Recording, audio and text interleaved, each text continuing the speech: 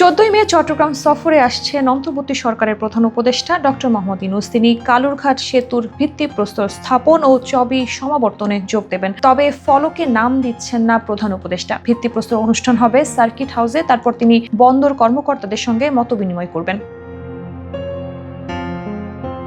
জানতে চাইলে রেলওয়ে পূর্বাঞ্চলের মহাব্যবস্থাপক মোহাম্মদ সুবন্ত গিন বলেন, কর্ণফুলী নদীর ওপর বহুল আকাঙ্ক্ষিত রেল ও সড়ক সেতু নির্মাণের ভিত্তিপ্রস্তর স্থাপন হবে 14 মে। পূর্বের ন্যায় এবারও ফলকে কারো নাম না লিখতে নির্দেশনা পেয়েছি আমরা। এটা দেশের প্রকল্প বাস্তবায়নের ক্ষেত্রে একটি নজিরবিহীন ও প্রশংসনীয় ঘটনা। প্রধান উপদেষ্টার কার্যালয় থেকে নির্দেশনা মতো আমরা প্রয়োজনীয় ব্যবস্থা গ্রহণ করেছি।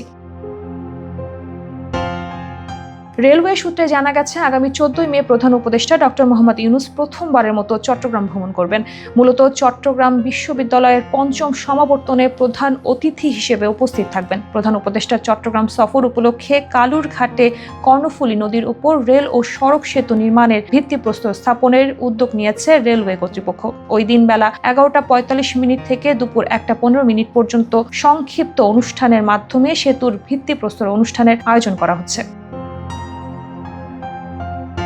প্রকল্প সংশ্লিষ্ট রেলওয়ে ঊর্ধ্বতন কর্মকর্তারা নাম প্রকাশ না করে জানিয়েছেন, প্রধান উপদেষ্টা কালুরঘাটে কর্ণফুলী নদীর ওপর নির্মিতব্য এক্সট্রা ডোজ রেল ও সড়ক সেতুর ভিত্তিপ্রস্তর স্থাপনের সম্মতি প্রদান করেন। শুরুতে প্রধান উপদেষ্টার নাম সহ ফলকও প্রস্তুত করা হয়, কিন্তু প্রধান উপদেষ্টার কার্যালয় থেকে ভিত্তিপ্রস্তর স্থাপনকারী কারণ নাম ফলকে না লিখতে বলা হয়েছে। শুধুমাত্র প্রকল্প বাস্তবায়নকারী সংস্থা বাংলাদেশ রেলওয়ের নাম লিখেই ফলকে তৈরি করা হচ্ছে।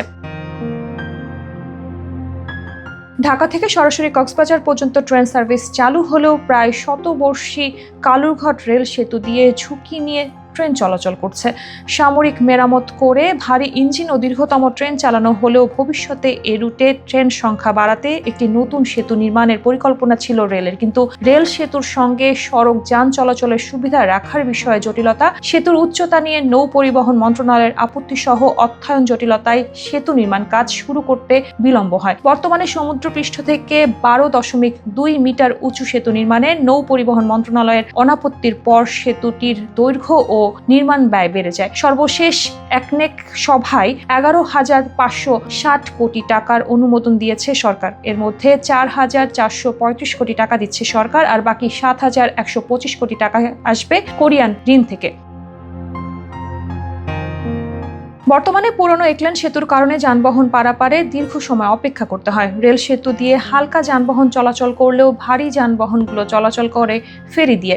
93 বছর পুরনো এই সেতুটি কক্সবাজারগামী ট্রেন চলাচলের সুবিধার্থে প্রায় 45 কোটি টাকা ব্যয়ে 2023 সালে সংস্কার করা হয়। 2024 সালে 27 অক্টোবর সংস্কার করা সেতুটি ট্রেন ও যানবাহন চলাচলের জন্য উন্মুক্ত করা হয়। প্রসঙ্গগত, বর্তমান সরকার দেশের একাধিক প্রকল্প বাস্তবায়ন কিংবা উদ্বোধনের সময় ফলকে কারণ নাম রাখেনি। সর্বশেষ চট্টগ্রামের দ্বীপ উপজেলা সন্দ্বীপে প্রথমবারের মতো ফেরি সার্ভিস উদ্বোধনের সময় ফলকে কারণ নাম না দিয়ে প্রশংসিত হয়েছেন। শুধুমাত্র কালুরঘাটে কর্ণফুলী নদীর উপর রেল ও সড়ক সেতু নির্মাণ ও ভিত্তিপ্রস্তর স্থাপন লিখে বাস্তবায়নকারী সংস্থা হিসেবে রেলপথ মন্ত্রণালয়ের বাংলাদেশ রেলওয়ের নাম ফলকে লিখে একাধিক নজির সৃষ্টি করেছে প্রধান উপদেষ্টার কার্যালয়।